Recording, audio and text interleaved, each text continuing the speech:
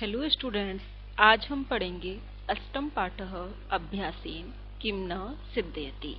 पाठ 8 अभ्यास से क्या सिद्ध नहीं होता, अर्थात बार बार अभ्यास करने से ऐसा कौन सा काम है जो पूर्ण नहीं होता है। हम इस पाठ में सर्वप्रथम वार्तालाप के माध्यम से जानते हैं। निखिलः निखिल, भो सुदीप, हे सुदीप, त्वम किम करोसि, तुम क्या कर रहे हो।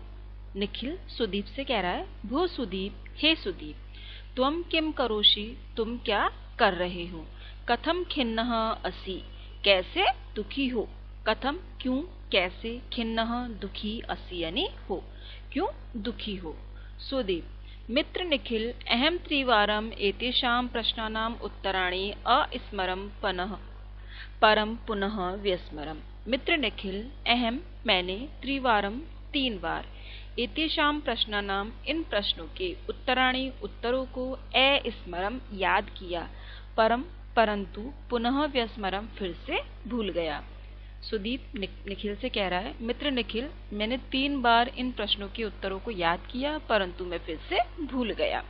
निखिल कह रहा है, मित्र माँ चिंतय, मित्र माँ यानी मत, चिंता यानी चिंता, चिंता मत करो। पुनः पुनः अभ्यासम कुरु, बार बार अभ्यास करो। अभ्यासेन तु सर्वाणि कार्याणि सिद्धन्ति, अभ्यास करने से तो, बार बार पढ़ने से, बार बार याद करने से तो, सर्वाणि कार्याणि सभी कार्य, सिद्धन्ति सिद्ध होते हैं। किम त्वम क्या तुम, वरदराज विषये न जानासि, क्या तुम वरदराज के विषय में नहीं जानते हो। सुदीप स्मरामि याद करता है, एषा कथा तु पाठ्यपुस्तके अपि अस्ति, यह कथा तो, इसकी कथा तो पाठ्यपुस्तके अपि अस्ति, हमारी पाठ्यपुस्तक में भी है। निखिल आगच्छ आओ, आवाम हम दोनों, अनेन पाठेन इस पाठ से, कथाम अवगच्छावः कथा को जाने। पुनः देखिए, निखिल भो सुदीप, हे सुदीप, त्वम किम करोसि, तुम क्या कर रहे हो। कथम खिन्नः असि, दुखी क्यों हो।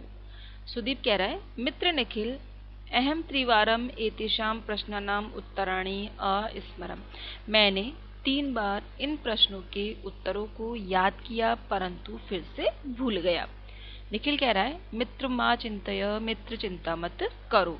पुनः पुनः अभ्यासम कुरु, बार बार अभ्यास करो। अभ्यासेन तु, अभ्यास करने से तो, सर्वाणि कार्याणि सभी कार्य, सिद्ध्यन्ति सिद्ध होते हैं, पूरे हो जाते हैं। किम त्वम क्या तुम, वरदराज विषय न जानासी, वरदराज के विषय में नहीं जानते। सुदीप कह रहा है, स्मरामि याद करता है, ईशा कथा तु पाठ्यपुस्तके अपि अस्ति, कि वरदराज के विषय में जो कहानी है वह तो हमारी पाठ्यपुस्तक में भी है। निखिल आगच्छ आओ, आवाम अनेन पाठेन कथाम अवगच्छामः, हम दोनों इस पाठ से कहानी को जानते हैं। कहानी है, पुरा बने एकस्मिन् आश्रमे वह शिष्या विद्या अध्ययनम कुर्वन्ति स्मः। पुराने जमाने में, पुराने समय में, बने वन में, एकस्मिन् आश्रमे एक आश्रम में, वह शिष्या बहुत सारे शिष्य, विद्या अध्ययनम कुर्वन्ति इसमें विद्या अध्ययन करते थे। पुराने समय में वन में एक आश्रम में बहुत सारे शिष्य विद्या अध्ययन करते थे।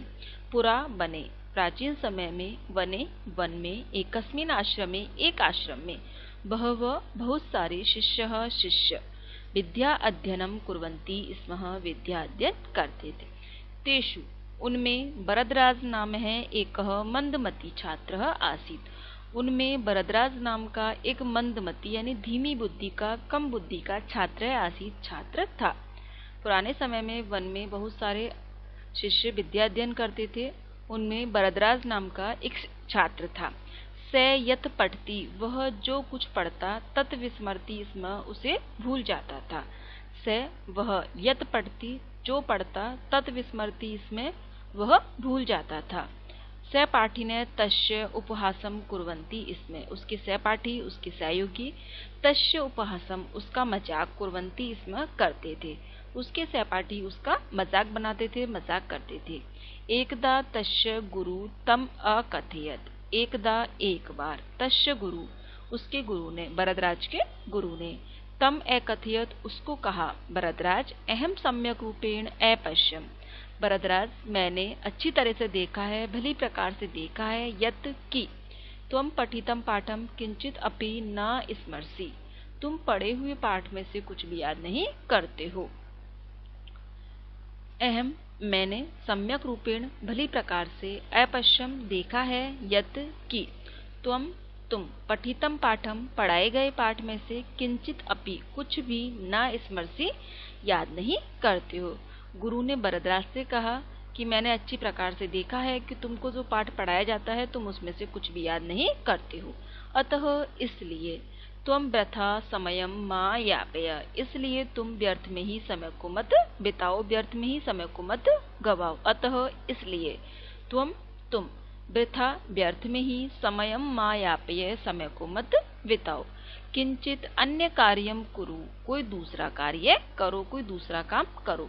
आत्मसम्मानेन वंचितः सः अचिन्तयत्, आत्मसम्मान से वंचित होकर उसने सोचा, नूनम अहम मूर्खम अस्मि, निश्चित रूप से मैं मूर्ख हूँ। मम भाग्ये विद्या नास्ति, मेरे भाग्य में विद्या नहीं है। पुराने समय में वन में आश्रम में बहुत सारे शिष्य विद्या अध्ययन करते थे। उनमें भरद्वाज नाम का एक मंदबुद्धि का छात्र था। वह जो कुछ भी पढ़ता उसे भूल जाता था। उसके भूलने की आदत के कारण उसके जो सहपाठी थे वो उसका मजाक बनाते थे। एक बार उसके गुरु ने कहा, भरद्वाज, मैंने बहुत अच्छी तरीके से देखा है कि तुमको जो भी पाठ दिया जाता है, जो भी पाठ पढ़ाया जाता है, तुम उसमें से कुछ भी याद नहीं करते हो, इसलिए तुम व्यर्थ में ही समय मत बिताओ, कोई दूसरा कार्य करो। तो यह सब सुनकर भरद्वाज आत्मसम्मान से वंचित हो गया, ठगा सा रह गया और उसने सोचा, वास्तव में मेरे भाग्य में विद्या नहीं है। ऐसा सोच करके खिन्नः भूत्वा, दुखी होकर के, सह इतस्ततः भ्रमति स्म, दुखी होकर वह इधर उधर घूम रहा था।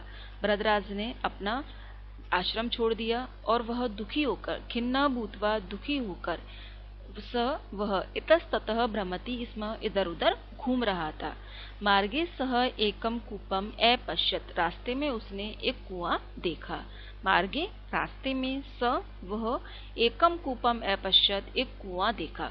तत्र अनेका महिला, वहां पर अनेक महिलाएं, तत्र यानी वहां, अनेका महिलाएं, बहुत सारी महिलाएं, जलेन, जल से, घटान पूरयन्ति, इसमें घड़ों को भर रही थी। उसने देखा कि वहां पर अनेक महिलाएं घड़े में जल भर रही थी। ता महिलाः, वे महिलाएं, यस्या शिलायाम, जिस पत्थर पर, घटम स्थापयित्वा, घड़े को रख करके, जलम पूरयन्ति, इसमें जल भर रही थी, तत्र, वहां, एकः गर्तः अभवत्, एक गड्ढा हो गया।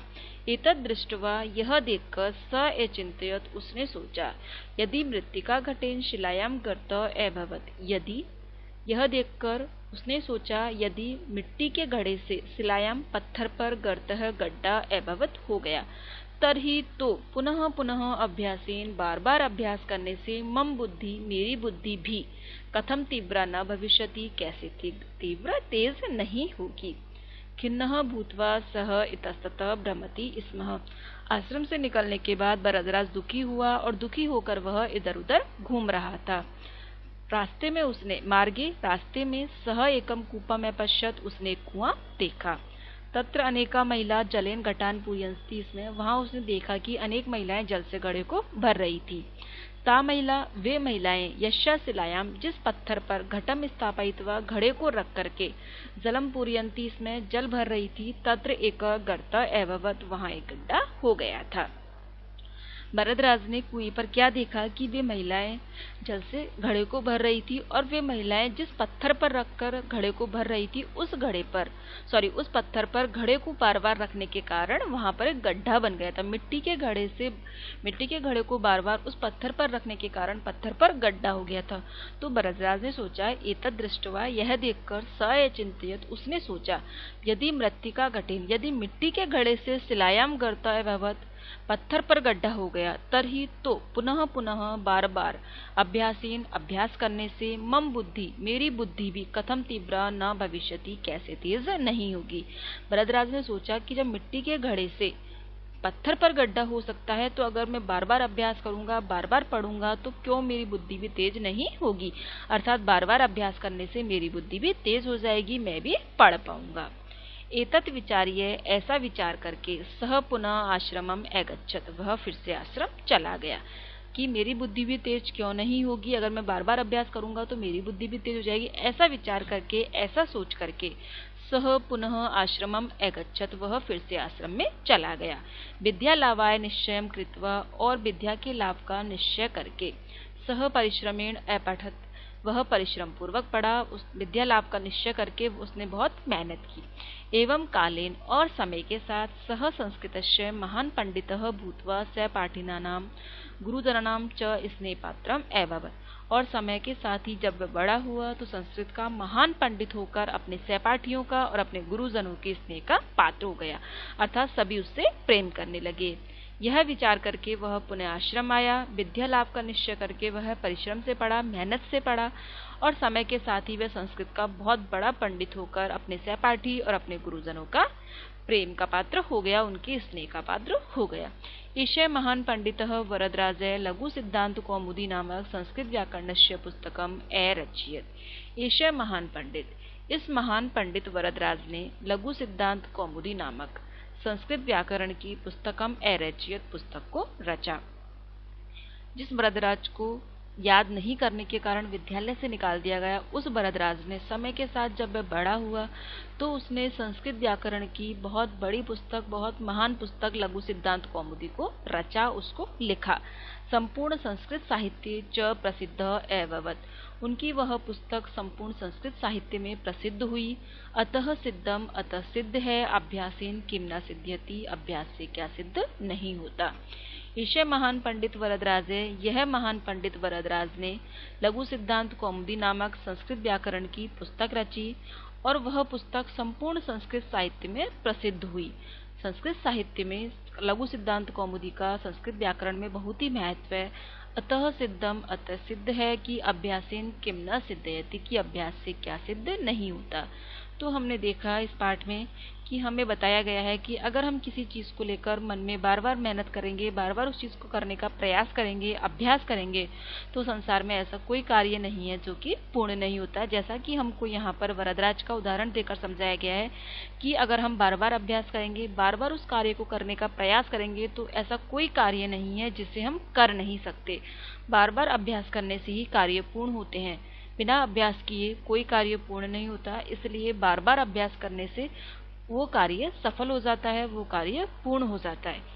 इसलिए कोई भी कार्य करने के लिए बार बार अभ्यास करना पड़ता है और अभ्यास करना चाहिए, जिससे कि वो कार्य पूर्ण हो जाए। Thank you.